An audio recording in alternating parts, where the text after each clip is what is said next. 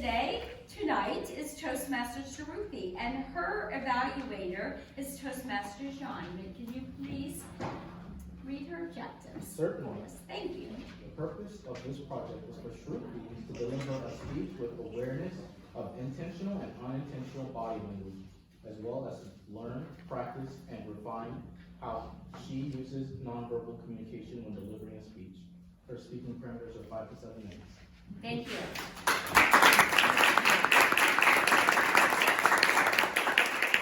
One more time, Toastmaster Diana, will you please show us the timing parameters, just in case we forgot?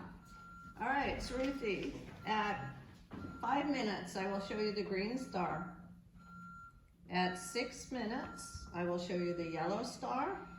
And at 7 minutes, the red star. If you go to 7 minutes and 31 seconds, we'll all clap you off. Thank you.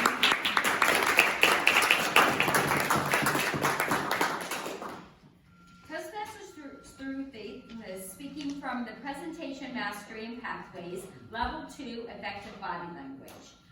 A vision board is a source of inspiration and motivation that drives her to achieve her goals. How do you create a dream board? The vision board. Toastmasters Sruthi.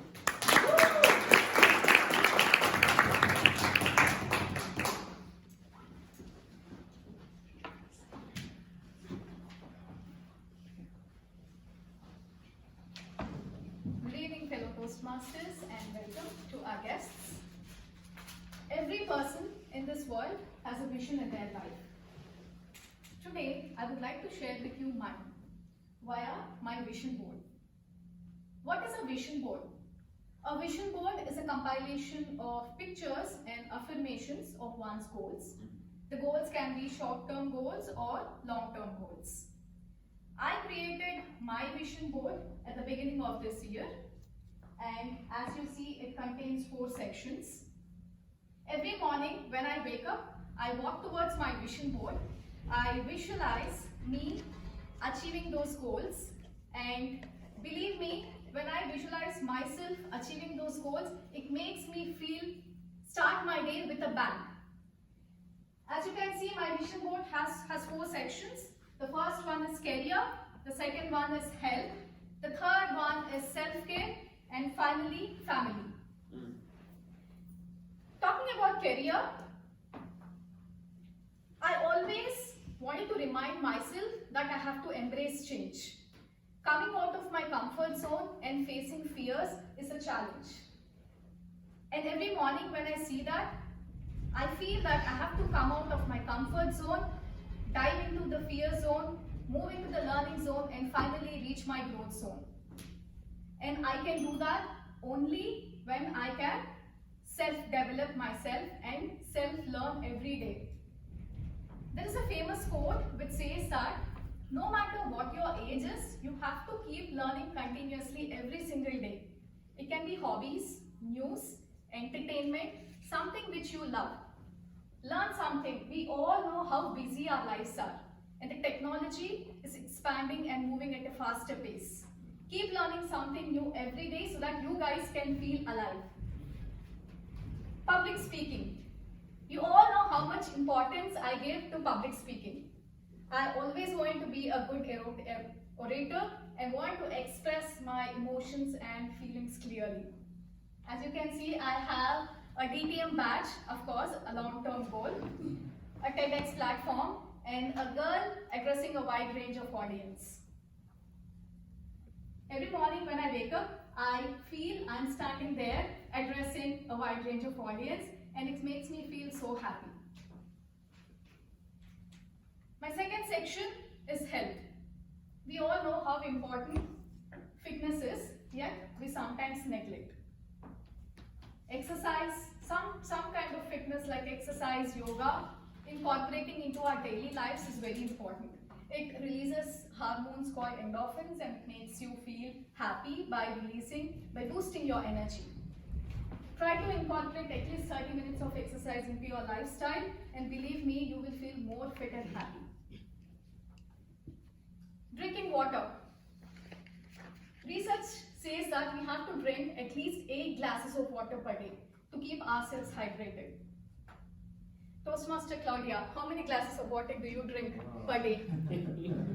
Between 10 and 15. Okay, you have cleared the mark. We have to drink at least 8 glasses of water to keep ourselves hydrated, and we don't follow that. We are too busy with our work, with our regular lifestyle, and we dehydrate ourselves. Try to incorporate that habit. And lastly, in the health section, I always consider that practicing gratitude makes you feel healthy. No matter how small that thing is, like maybe the scent of a rain, the taste of your favorite food, or the voice of your loved ones. Feel grateful for all these things in life, and it makes you feel much more happier. The third section, self-care. And this is the most neglected section. When I was a teenager, I was hard upon myself.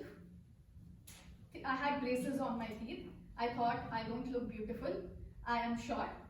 And I used to have this negative self-talk with myself, thinking that maybe I don't look beautiful, no one will talk to me.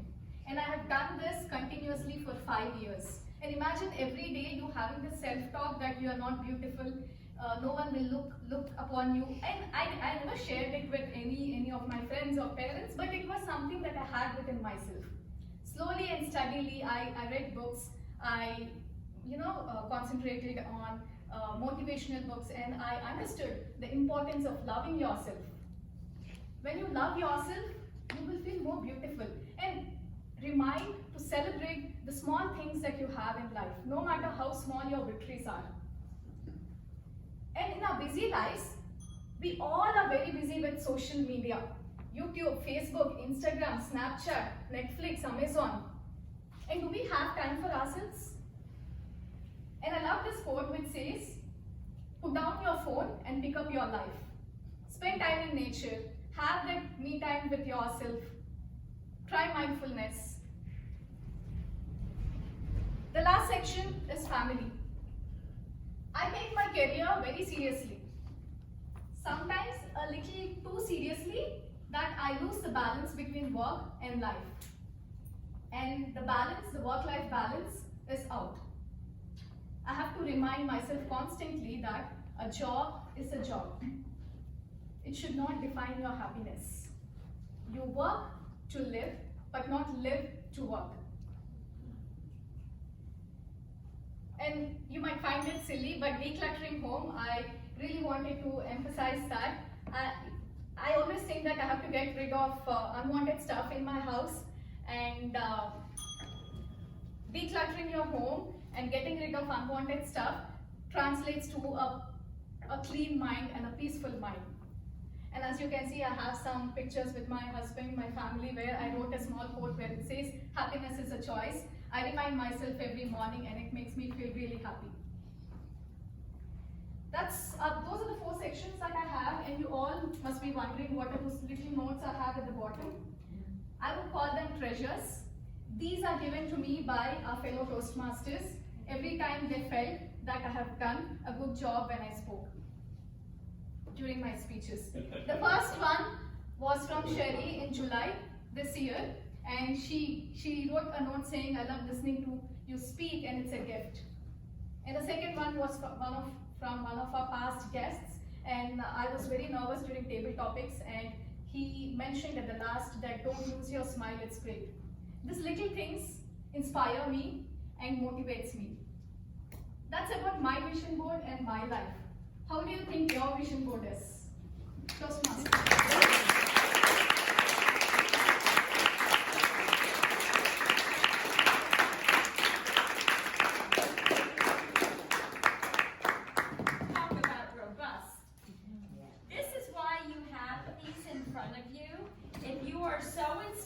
To write a note to someone, you can write it to me if you wanted to.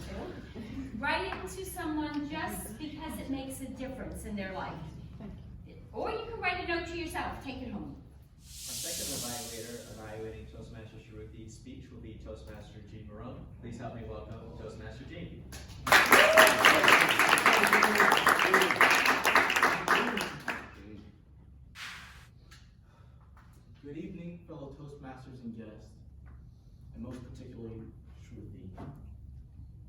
I'm so happy to have been a Toastmaster about the same time that Sruthi has been a Toastmaster.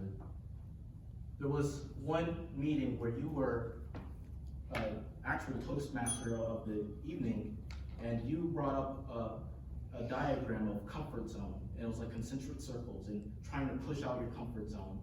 And I could definitely see how this speech relates to that theme of how you want to break out your comfort zone. The speech was very relatable.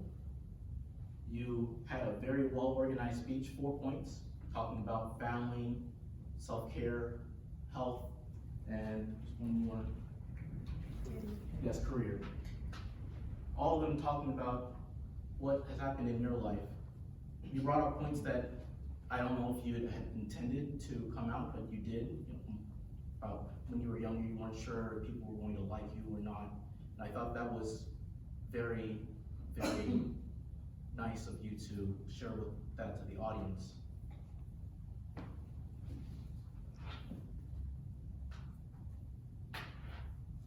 Another thing I really liked was I came in here not really understanding what a vision board was, and in the first couple of seconds you explained that. You had a prop up here and you had slideshows, so you inundated us with visual aids, and that was very, very commendable.